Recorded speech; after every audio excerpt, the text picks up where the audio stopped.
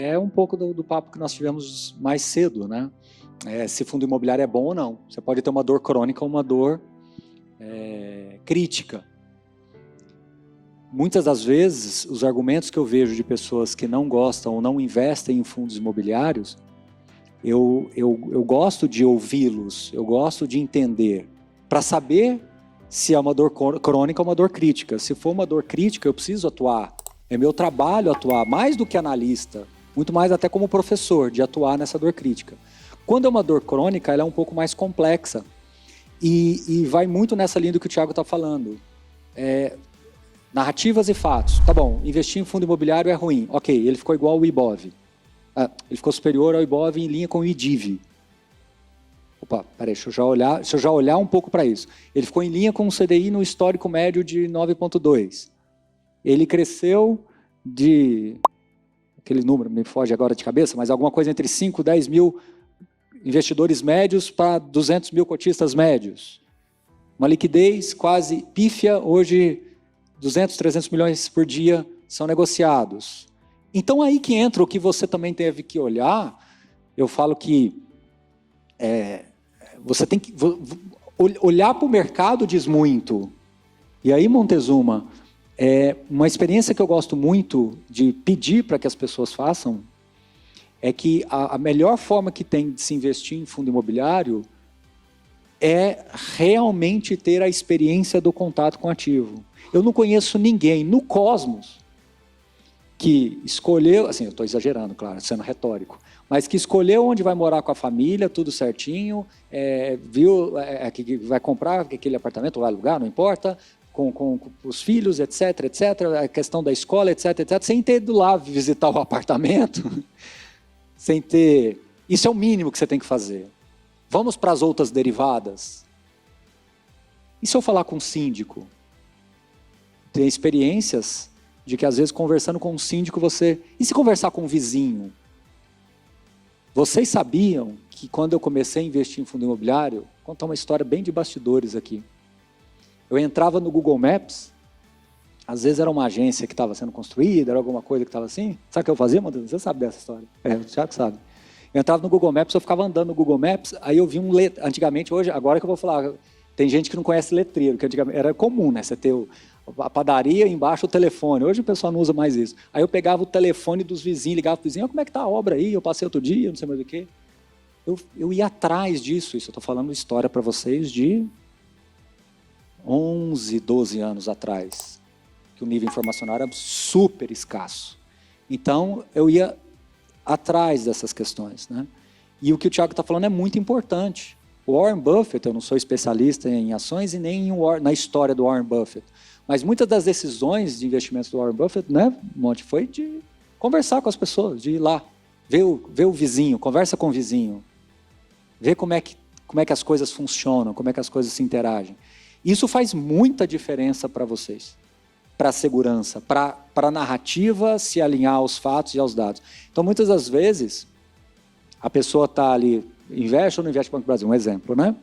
Mas ela nem sabe o que é a Basileia, ela não sabe o que é derivado do balanço. Aí, de fato, o ciclo de competência dela está muito limitado, ou seja, qualquer informação que vier vai ser um ruído muito exacerbado para a decisão positiva ou negativa, sendo que, efetivamente, né?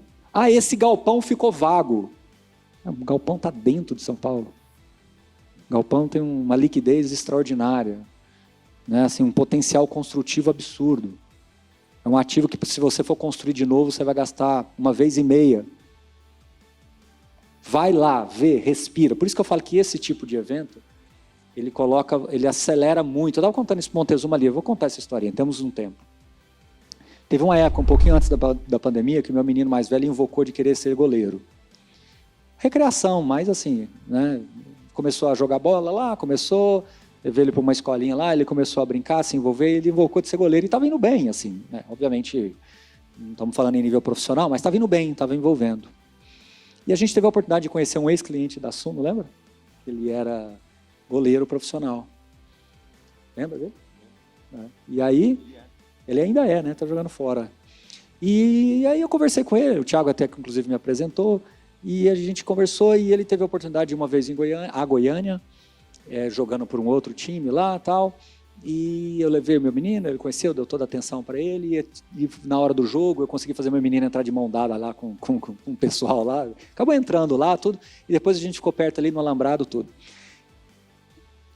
Você vê de perto um goleiro profissional aquecendo, colocou o meu menino numa escala completamente diferente. Ele lembra disso até hoje, aquilo marcou a cabeça dele. Porque quem já viu um goleiro profissional aquecendo, é a coisa mais linda do mundo, né? Então o treinador do goleiro batendo aquelas bolas rasas assim, e o goleiro ele não rebate a bola, ele é profissional, né? Então ele encaixando a bola, o barulho do cara chutando, o barulho do goleiro recebendo aquela bola, devolvendo para ele e repondo a bola, e às vezes chute mais alto para ele pular, chute rasteiro, pulando, levantando aquele pique para lá e para cá num gol gigantesco e tal, mudou a experiência dele, né?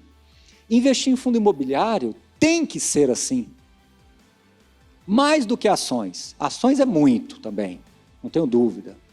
Mas talvez você vai chegar numa Vale, você vai chegar numa Gerdau, você vai chegar numa Petrobras, ok, talvez vai ser até exageradamente grande a experiência. Mas no fundo imobiliário, ela é o goleiro aquecendo. Ela é o goleiro aquecendo.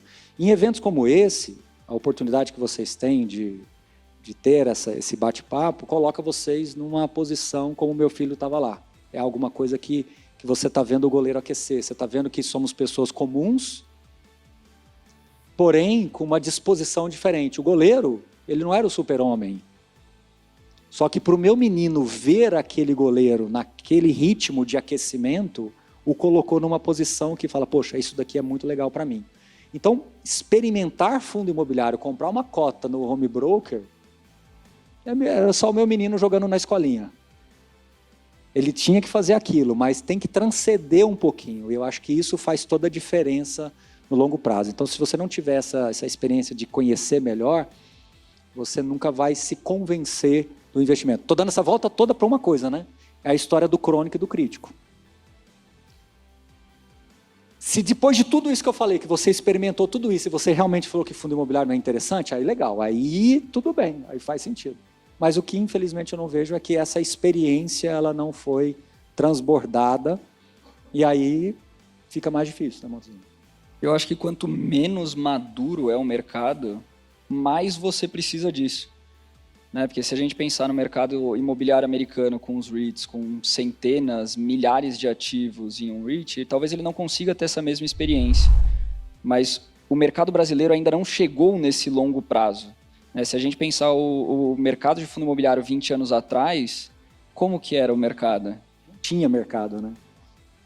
20 anos atrás realmente não tinha mesmo, praticamente. 20 anos, nós estamos falando de 2003? Exatamente. Se eu não estiver enganado, teve a época que era só leilão de abertura e leilão de fechamento, assim, era uma coisa realmente muito escassa. Não consigo nem dimensionar para vocês. Assim, alguns fundos, monoativo, monoinquilino. Exato, e praticamente sem liquidez nenhuma. Era leilão de abertura, leilão de fechamento. Não tinha negociações, assim como você está acostumado a ver o book indo, voltando. Não tinha mercado. O mercado era que não tinha mercado. Existiam, tinha alguns fundos, mas uma coisa muito, muito, muito incipiente.